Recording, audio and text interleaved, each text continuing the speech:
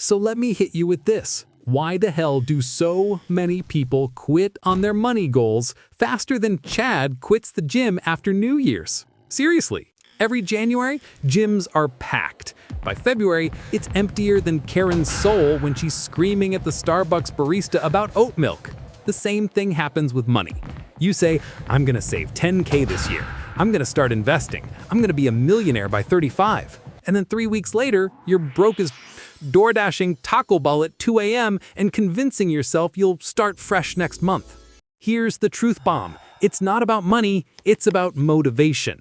Getting rich is simple math, but staying motivated long enough to do the math? That's where most people rage quit. Welcome to Peter Finance, the channel where we don't sugarcoat your broke excuses. I'm Peter, your brutally honest finance guy. Think of me as the anti-boring, anti-suit-wearing money coach who actually explains things without sounding like a robot banker on Ambien. Now, unlike those TikTok gurus who flex rented Lambos while living in their mom's basement, I back this up with real stats, real numbers, and real-life strategies.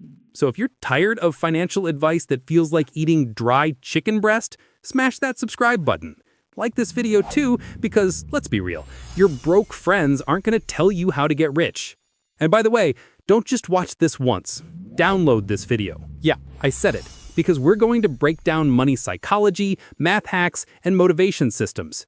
And if your goldfish memory forgets it tomorrow, you'll want this saved so you can rewatch it every time you feel like rage quitting. All right, let's get real. According to the Bureau of Labor Statistics, the average American household spends about $72,967 a year. That's their 2022 Consumer Expenditure Survey. Sounds like a lot, right? But here's the kicker. The average household income is about $94K before taxes. After Uncle Sam takes his slice, plus health insurance, plus debt payments, suddenly you're basically running on fumes. That's why 60% of Americans are living paycheck to paycheck, according to Lending Club's 2023 report. 60%. That means more than half of the people you know are literally one car repair away from crying in the shower. And here's where the rage quit kicks in. You start saving, you put aside $100, then the car breaks down. You get hit with a surprise medical bill. Boom, motivation gone. You say, what's the point? And rage quit like you just got no-scoped in Call of Duty.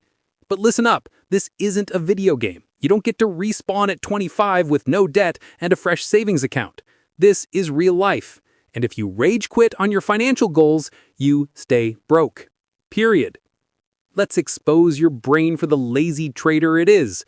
According to behavioral economics research, humans have something called present bias.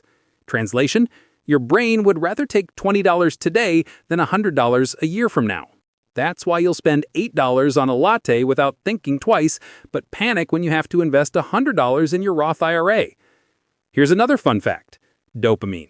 That little brain chemical is why you can binge 10 episodes of Netflix but can't stick to a 10-minute budget review. Your brain is addicted to instant rewards. Money goals? They're delayed rewards, which means your brain is basically sabotaging you on purpose. Let's put it this way. Your brain is like Lazy Larry, that one friend who says, yeah man, I'll totally help you move this weekend, and then shows up hungover, carrying one small box, and quits halfway through. That's your brain on money motivation. And it gets worse. According to a study from the American Psychological Association, 72% of adults report feeling stressed about money. And what happens when you're stressed? You cope. You eat, you drink, you shop, you swipe that credit card like it's therapy.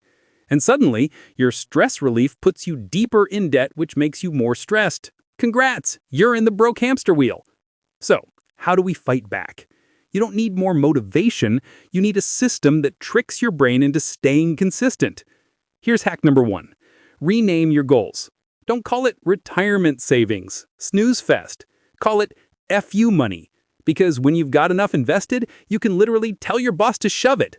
That's way more motivating than some bland retirement account. Hack number 2. Visualize your broke villain. Create a character for the person you refuse to become.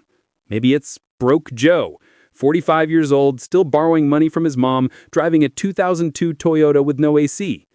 Every time you want to skip saving, picture broke Joe. Ask yourself, do I want to be that guy? Hack number 3. Use micro wins.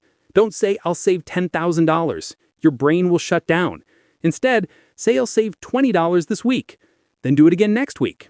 Stack those micro wins until you've accidentally saved thousands. It's like tricking your brain into eating broccoli by dipping it in ranch.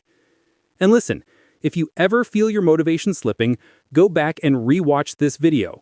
That's why I told you to download it, because future you will thank present you for having me roast you back on track. Let me give you a story. I had this buddy, we'll call him Excuse Eddie. Eddie was the king of starting strong and quitting harder. He'd download budgeting apps, set up automatic transfers, even start side hustles. 2 weeks later, he's like, bro, it's too hard. I deserve a break. Next thing you know, he's buying $300 sneakers on Klarna installments. Now, fast forward 5 years. While Eddie still broke as another friend, Smart Sam, did the opposite. Sam wasn't making big baller moves. He just automated $200 a month into index funds. Didn't think about it. Didn't rage quit when life got hard. Just let the system run. Result? Sam has over $15,000 saved. Eddie has a PS5, some Yeezys, and a mountain of debt. Who do you think sleeps better at night? This is why reframing works. Eddie framed saving as punishment. Sam framed it as freedom. And when you connect money to emotions and stories, you stop quitting. Because quitting doesn't just mean I give up on saving. It means you chose to become broke Joe instead of Smart Sam. So here's your action item. Pick your broke villain today. Is it Debt Dave, Excuse Eddie, Corporate Karen? Whoever it is, make them your enemy. Then every time you want to quit, ask, am I feeding my villain or am I building my FU money stash? All right, let's crunch some numbers. Don't worry, I'll keep it simple so even your friend Chad can follow along. Let's say you save $200 a month. That's $2,400 a year. Doesn't sound like much, right? But invest it in the S&P 500, which historically returns around 10% annually. Source is NYU Stern historical market data. After 10 years, you'd have around $38,000. After 20 years, about $137,000. After 30 years, over $380,000. Now, compare that to doing nothing. Zero, zip, nada. You'd still be broke as that's the power of consistency. And here's the kicker. If you cut out just one $5 Starbucks latte per day, that's $150 a month. Invest it over 30 years, that's over $280,000. Your daily coffee addiction is literally the difference between broke and wealthy. So when you say I can't afford to save, what you really mean is I chose to give Starbucks my retirement money. Congrats, Karen, you just paid $6 for liquid beans instead of buying future freedom. All right, so how do we lock this in so you don't rage quit? Systems, baby. Step 1, automate everything.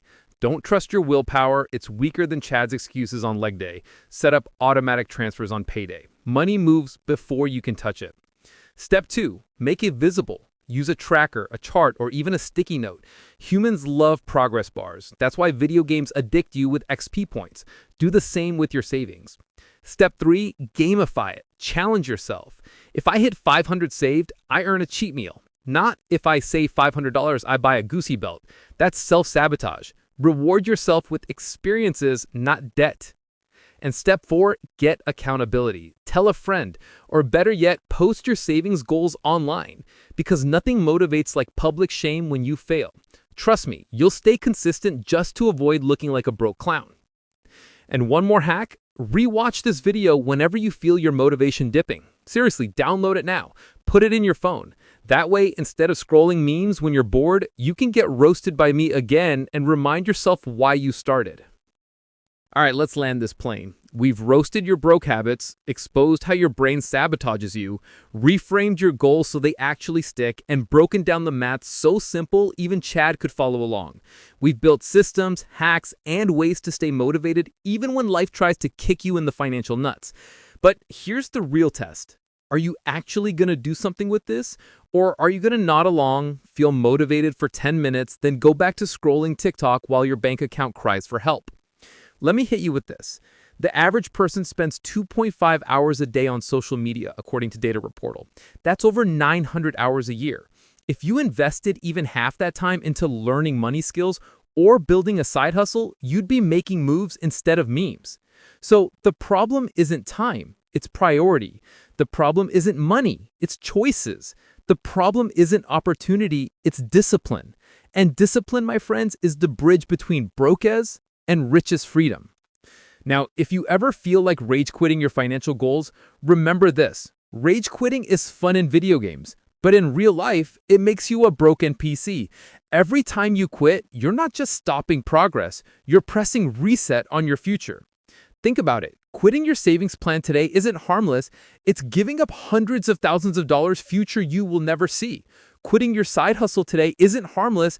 It's killing the shot at freedom you swore you wanted. And quitting your discipline isn't harmless. It's guaranteeing you'll live the exact life you claim to hate. And I don't know about you, but being broke, bitter, and blaming society at 60 doesn't sound like a vibe. Now, here's your challenge. Pick one system from this video, just one, and lock it in this week. Automate $50 into investments. Rename your savings account to FU Money. Build a visual tracker. I don't care which, it doesn't matter. Because once you start, momentum builds, and momentum is the ultimate cheat code. Motivation comes and goes, but momentum stacks. That's why the rich get richer, not because they're smarter, but because they didn't quit when it got boring. And before we wrap, let me plug this one last time. Download this video. Yeah, I'm serious. Because no matter how smart you think you are, you're gonna forget 80% of what I said by tomorrow. That's just how brains work. But if you download it, you've got a replay button for when you start slipping. Think of it like having me in your pocket, roasting you back on track every time you get lazy. Way better than losing momentum and having to start all over again. So here's the final word. You can either keep rage quitting and stay broke with Broke Joe, or you can suck it up, play the long game, and retire like Smart Sam. The choice is yours. Now, smash like if you're done quitting, subscribe if you're serious about stacking wealth, and drop a comment with your money villain, that Dave, Corporate Karen, or whoever's fueling your grind. I'll roast the funniest ones in the next video. This is Peter Finance, where we turn broke excuses into millionaire mindsets. Now, get off YouTube and go make your money work.